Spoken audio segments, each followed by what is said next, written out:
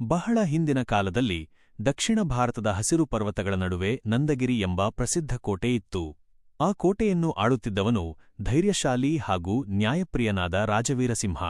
ಅವನು ತನ್ನ ಶೌರ್ಯಕ್ಕಿಂತಲೂ ಹೆಚ್ಚು ಜನರ ಮೇಲಿನ ಪ್ರೀತಿ ಮತ್ತು ಧರ್ಮನಿಷ್ಠೆಯಿಂದ ಜನಮನ ಗೆದ್ದಿದ್ದನು.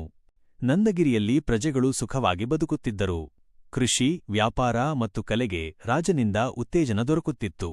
ರಾಜವೀರಸಿಂಹನು ಪ್ರತಿದಿನ ಬೆಳಿಗ್ಗೆ ಸಾಮಾನ್ಯ ವೇಷದಲ್ಲಿ ನಗರವನ್ನು ಸುತ್ತಿ ಜನರ ಕಷ್ಟಗಳನ್ನು ತಿಳಿದುಕೊಳ್ಳುತ್ತಿದ್ದನು. ಅದರಿಂದ ಪ್ರಜೆಗಳ ಹೃದಯದಲ್ಲಿ ಅವನಿಗೆ ಅಪಾರ ಗೌರವವಿತ್ತು. ಒಂದು ದಿನ ಉತ್ತರದ ಆಕ್ರಮಣಕಾರಿಯಾದ ದುರ್ಗಪಾಲ ಎಂಬ ಸೇನಾಧಿಪತಿ ನಂದಗಿರಿಯನ್ನು ವಶಪಡಿಸಿಕೊಳ್ಳಲು ಭಾರೀ ಸೇನೆಯೊಂದಿಗೆ ದಾಳಿ ಮಾಡಿದನು.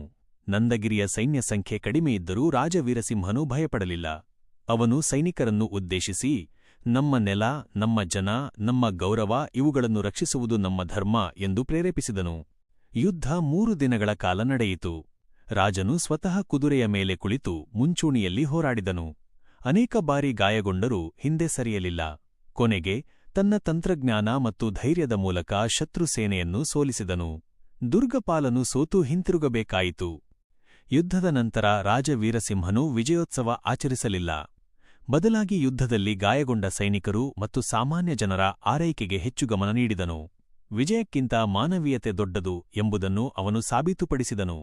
ಇಂದು ನಂದಗಿರಿಯ ಅವಶೇಷಗಳು ಮಾತ್ರ ಉಳಿದಿದ್ದರೂ ನ್ಯಾಯ, ಧೈರ್ಯ ಮತ್ತು ಜನಪ್ರೇಮದ ಸಂಕೇತವಾಗಿ ರಾಜವೀರಸಿಂಹನ ಕಥೆ ಇತಿಹಾಸದಲ್ಲಿ ಅಮರವಾಗಿದೆ.